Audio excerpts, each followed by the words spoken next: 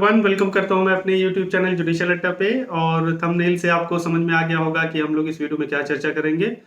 इस वीडियो में हम लोग सीआरपीसी, आईपीसी और एविडेंस एक्ट को जो अमेंडमेंट्स करने की बात चल रही है उसके बारे में चर्चा करेंगे। इस वीडियो में हम लोग देखेंगे कि क्या जरूरत है आज के सिनेरियो में 21st सेंचुरी में, क्या जो पहले के कानून हैं क्रिमिनल लॉ से रिलेटेड वो आज की सिनेरियो में हमारे देश में फिट होते हैं या नहीं होते, उसके बारे में भी हम चर्चा करेंगे। इसके अमेंडमेंट्स के रिगार्डिंग कौन सी कमेटी बनाई गई थी और कमेटी कब बनाई गई थी, कमेटी में कौन कौन से मेंबर्स थे, और इसके बारे में भी हम लोग चर्चा करेंगे। साथ ही साथ अगर अमेंडमेंट हो जाएंगे सीआरपीसी, आईपीसी, एविडेंस एक्ट पे, तो उनमें एग्जामिनेशन में क्या फर्क पड़ेगा। जैसे सिविल जज का एग्जाम होता है, एपीओ का एग्जाम होता है, और जो बाकी एग्जाम होते हैं उस पर क्या फर्क पड़ेगा। तो शुरू करते हैं और वीडियो को लास्ट तक जरूर देखें ताकि आपको पूरी बात समझ में आ सके। और स्टार्ट करने से पहले मैं आपसे रिक्वेस्ट करूंगा कि आप हमारे चैनल पर अगर फर्स्ट टाइम है तो प्लीज लाइक करिए, शेयर करिए, सब्सक्राइब करिए, बेल आइकन को जरूर प्रेस करिए। कमेंट भी आप कर सकते हैं, आपके हिसाब से क्या लगता है, क्या अमेंडमेंट्स होने चाहिए या कहाँ पे लूप होल्स है लॉ में, आईपीसी और सीआरपीसी या भारतीय साक्ष्य अधिनियम में, उसके बारे में भी आप चर्चा हमसे कर सकते हैं, कमेंट करके अपनी बात को रख सकते हैं। तो आइए शुरू करते हैं इस वीडियो को। सबसे पहले हम लोग क्रिमिनल जस्टिस सिस्टम, जो आपराधिक न्याय प्रणाली है हमारे देश में, उसको उसके बैकग्राउंड के बारे में चर्चा करते हैं।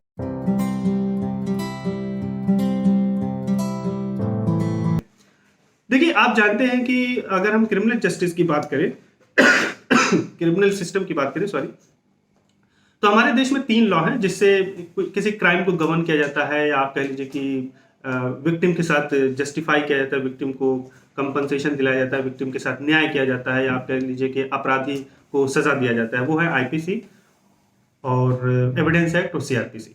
मान के चलिए कोई अपराध होता है, जैसे मान लिया रेप हो गया, तो रेप अगर हो गया तो सबसे पहले आईपीसी हमें ये बताता है कि अगर ऐसा ऐसा हो जाएगा तो उसको हम रेप कहते हैं। रेप को डिफाइन करता है, वो एक्ट प्रोसीजर नहीं बताता कि कैसे अपराधी को पकड़ा जाएगा, कैसे एफआईआर दर्ज किया जाएगा, ये सब वो नहीं बताता है।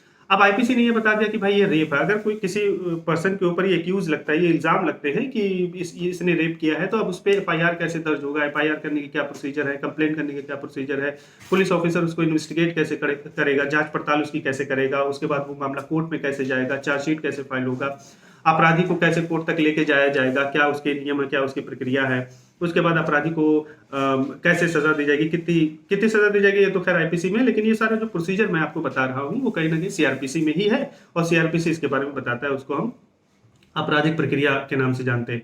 CrPC code of criminal procedure उसको हम बोल देते हैं, उसमें चीजें बताएगी। कोर्ट में जहां तक है बात की, बातों को कैसे वकील रखेगा, कौन कौन से जो है साक्ष्य रखेगा, कौन कौन से साक्ष्य जो है सुसंगत है, कौन कौन से साक्ष्य जो है सुसंगत नहीं है, रेलिवेंट यानी कि रेलिवेंट है, इररेलेवेंट है, कौन कौन से किस किस के ऊपर वो सबूत रख सकता है, कौन सी बातें वो कोर्ट में कर सकता है उस ऑफेंस के रिगार्डिंग, ये सब बात बताता है एविडेंस एक्ट। एविडेंस एक्ट ये बताता है कि एविडेंस को आपको कैसे कोर्ट में प्रस्तुत करना है, कैसे रखना है, क्या कि कोई भी बात कोई भी पकड़ के आप कोर्ट में रख देंगे, कैसे जज के सामने प्रोड्यूस करेंगे एक्यूज्ड को, विटनेस को कैसे लाया जाएगा, कौन कौन से विटनेस वहां पे सुसंगत माने जाएंगे, किन किन विटनेस को आप ले आ सकते हैं, ये सब बातें एविडेंस एक्ट बताता है। तो इन तीनों कानून का इस्तेमाल करते हुए जज साहब या कोर्ट जो है उस अपराधी को, अगर वो गिल्टी है तो उसको सजा देते हैं, अगर वो गिल्टी नहीं है तो उसको बरी कर दिया जाता है। अकॉर्डिंगली इस तरीके से न्याय प्रणाली हमारे देश में चल रहा है। ये तो हो गई बैकग्राउंड, लेकिन उसके बाद हम लोग समझेंगे कि क्या ये प्रक्रिया जो पूरी है, अब तक आपको पता है कि ये अंग्रेज जमाने के बनाए हुए कानून थे, तो क्या इसको अब अमेंड करने की बात नहीं होनी चाहिए, या आज की सिनेरियो में 21वीं शताब्दी में क्या ये फिट होता है हमारे देश में, इसको भी हम चर्चा करेंगे। तो आइए आगे हम लोग ये डिस्कस करते हैं कि इसके ऊपर जो कमेटी बनाई गई थी, अब अमेंडमेंट की अगर बात हो रही है तो कमेटी एक बनाई गई थी। आइए कमेटी के बारे में हम लोग चर्चा करते हैं।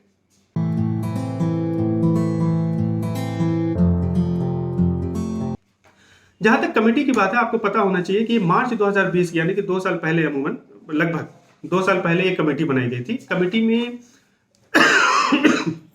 नेशनल लॉ यूनिवर्सिटी दिल्ली के वाइस प्रेसिडेंट साहब को, उनको चेयरपर्सनशिप उनको दी गई थी। उनके अलावा 4 और मेंबर थे, यानी कि नेशनल लॉ जो यूनिवर्सिटी है उन्हीं के एक और प्रोफेसर थे, रजिस्ट्रार थे, दूसरे मेंबर थे। उसके बाद सीनियर एडवोकेट थे एक सुप्रीम कोर्ट के, वो एक मेंबर थे। उसके बाद दिल्ली जुडिशियल एकेडमी जो है दिल्ली में, उनके जज साहब एक थे, उनके एक मेंबर थे। तो इस तरीके से 5 लोगों की एक कमेटी बनाई गई थी।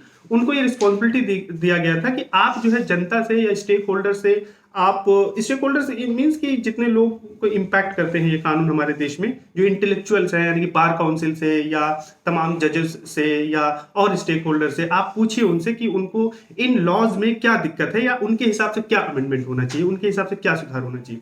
मैं आपको अमेंडमेंट का प्रोसीजर बता देता हूं। जब भी सरकार कोई लॉ अमेंड करती है तो हमेशा वो स्टेक होल्डर से एक राय मांगती है कि आप बताइए कि आप, क्योंकि अल्टीमेटली जमीन पे ग्राउंड पे जो लोग होते हैं उनको ही कानून इंपैक्ट करता है, ना कि सरकार को। सरकार तो कानून बनाती है, उसको इंप्लीमेंट करने का काम करती है, लेकिन सही मायने में वो लोग बताते हैं जो स्टेक होल्डर्स होते हैं, जिनको कोई कानून डायरेक्टली इंपैक्ट करते हैं, जैसे हम जनता लोग या हम में से कोई इंटेलेक्चुअल है जो सरकार तक अपनी बात, हमारी बात पहुंचा सके, उसको कहते हैं स्टेक होल्डर्स। इस संदर्भ में अलग अलग स्टेक होल्डर्स होते हैं हर कानून के संदर्भ में। तो सरकार ने कमेटी बनाई कि आप स्टेक होल्डर से राय लीजिए कि उनके हिसाब से सीआरपीसी में क्या अमेंडमेंट होना चाहिए, एविडेंस एक्ट में क्या अमेंडमेंट होना चाहिए, आईपीसी में क्या अमेंडमेंट होना चाहिए, और एक रिपोर्ट बना के हमें आप सबमिट करिए और अकॉर्डिंगली हमें लगेगा उस हिसाब से हम कानून को चेंज कर देंगे, अमेंड कर देंगे। ये प्रक्रिया होती है, हमेशा सरकार यही करती है। जब भी कोई कानून पारित करना होता है, ये नहीं अपने आप घर बैठ के वो कर लेती है ड्राफ्ट और डायरेक्टली पास कर देती है, ऐसा नहीं होता है। जो प्रक्रिया आपको बताया जा रहा है वैसे ही होते हैं। तो इस संदर्भ में एक कमेटी बनी मार्च 2020 में, जैसा कि मैंने आपको पहले बताया। उन्होंने उसके बाद आई थिंक हाल फिलहाल आई थिंक फरवरी 2022 में ही उन्होंने रिपोर्ट सबमिट किया अपना, जो जो उनके हिसाब से लगता था जनता से मांग के अपना रिपोर्ट और रिकमेंडेशन जो थे उन्होंने भेज दिया मिनिस्ट्री को, लॉ मिनिस्ट्री को। इधर गृह मंत्रालय से आप कह ले, गृह मंत्री भी हमारे अमित शाह भी बहुत लोगों को इन्होंने, जैसे बार काउंसिल ऑफ इंडिया है, हर स्टेट के जजेस जो चीफ जस्टिस है हाई कोर्ट के उनको, सुप्रीम कोर्ट के चीफ जस्टिस को, उसके बाद हर स्टेट के बार काउंसिल को, उसके बाद ऐसे ही लॉ के जो बहुत ही इंटेलेक्चुअल अकेडमिशियंस है उनसे जो है उन्होंने भी राय मांगी थी। उन्होंने अपनी बात कही थी कि आप भी बताइए कि क्या क्या चीजें होनी चाहिए। अकॉर्डिंगली कमेटी बन की रिपोर्ट सबमिट हो चुकी है और फाइनली अब अमेंड होने जा रही चीजें, अब रिफॉर्म सुधार की जरूरत है। उसके बाद हमें ये पता होना चाहिए, हमें ये जरूरत है डिस्कस करने की, इसकी जरूरत क्या पड़ी, सुधार की जरूरत क्या पड़ी। तो हमने देख लिया कि सरकार अपना काम कर रही है कमेटी बना के, लेकिन आप और हमें भी समझना पड़ेगा कि इस सुधार की क्या जरूरत है।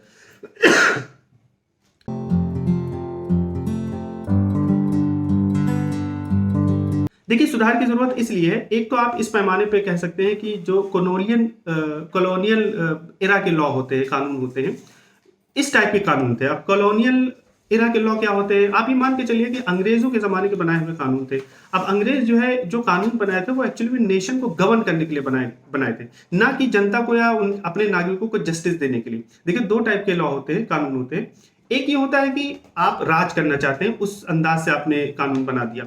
जैसे कि अगर बहुत ही प्रैक्टिकल मैं बात करूं तो आपको पता होगा 124A जो है सेडिशन का जो सेक्शन है आईपीसी में, वो अंग्रेजों के जमाने का था। तो अंग्रेजों ने अपने बेनिफिट के लिए बनाया था, ऐसा नहीं है आपको न्याय देने के लिए बनाया था। यानी कि उनको लगता था हमारे खिलाफ जो बोलेगा उसको हम राजद्रोह का मुकदमा दर्ज करके उसको अंदर कर देंगे ताकि हमारे खिलाफ कोई बोले ना। इसको हम कहते हैं कि ऐसा कानून बना, इसको हम बोलते हैं कॉलोनियल एरा के लॉ कानून। तो इस टाइप के कानून माने जाते हैं, इसलिए इसमें रिफॉर्म्स की जरूरत है।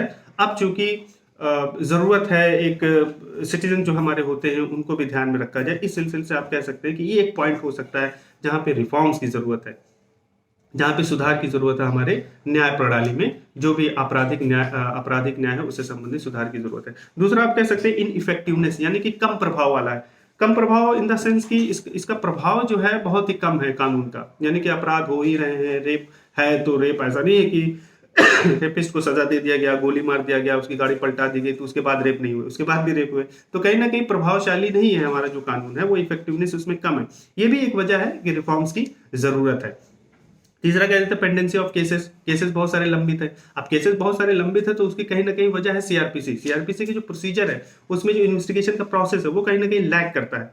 कहीं ना कहीं पुलिस को ऐसा नहीं लगता यार चलो जल्दी से एफआईआर हो गया तो फटाफट, एफआईआर ही नहीं दर्ज हो पाता। एक आम इंसान है तो उसका एफआईआर ही नहीं दर्ज हो पा रहा है। तो इस लेवल का जो है हमारे यहाँ पे कानून है और इस तरीके से कहीं ना कहीं लूप होल्स है। तो आप ये कह सकते हैं कि इसकी वजह से पेंडिंग ऑफ कई चीजें तो अंडर ट्रायल चल रही है, अंडर ट्रायल केसेस चल रहे हैं, वो चीजें पहुंच ही नहीं पा रही है, साबित ही नहीं हो पा रहा है कि ये गिल्टी है कि इनोसेंट है। तो इसको हम कहते हैं कि पेंडिंग ऑफ केसेस उसकी वजह से बढ़ते जा रहे हैं।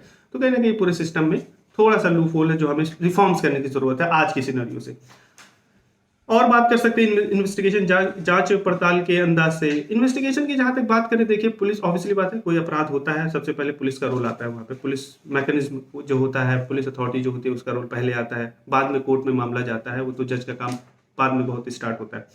सबसे पहले जो काम स्टार्ट होता है इन्वेस्टिगेशन का होता है, यानी कोई अपराध होता है तो पुलिस ऑफिसर उसको इन्वेस्टिगेट करता है। अब उसको इन्वेस्टिगेट कैसे कर रहा है, क्या कैपेबिलिटी है उस पुलिस ऑफिसर की, कितना वो टाइम ले रहा है, क्या वो अच्छे से इन्वेस्टिगेशन कर रहा है कि नहीं कर रहा है। तो आज के लहजे से देखें तो आपने देखा होगा कई केसेस में पुलिस ही केस खराब कर दे रही है, कई केसेस में। तो इसका रीजन क्या है, कहीं ना कहीं रिफॉर्म्स की जरूरत है। तो ये भी एक पैमाना हो सकता है, ये भी एक आधार हो सकता है रिफॉर्म्स का।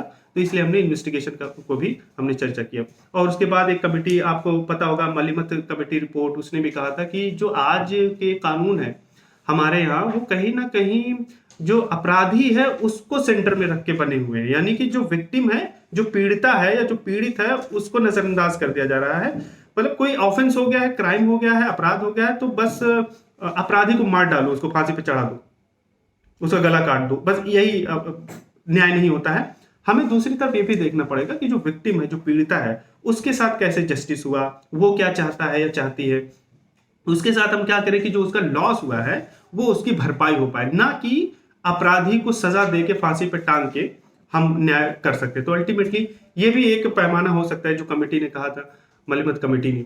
तो इस तरीके से आपने देखा कि पूरे सीआरपीसी, आईपीसी या एविडेंस एक्ट में हमने क्या बातें की, और हमारे नेशनल लॉ जो क्रिमिनल लॉ रिफॉर्म्स कमेटी है जो बनी, उसमें कौन कौन से मेंबर थे। तो ये सब वीडियो में ये सब सारी बातें डिस्कस की गई।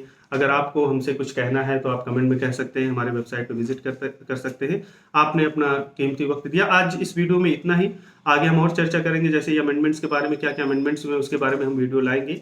आज के लिए इतना ही इस वीडियो में। थैंक यू सो मच, आपने अपना कीमती वक्त दिया, उसके लिए बहुत शुक्रिया आपका।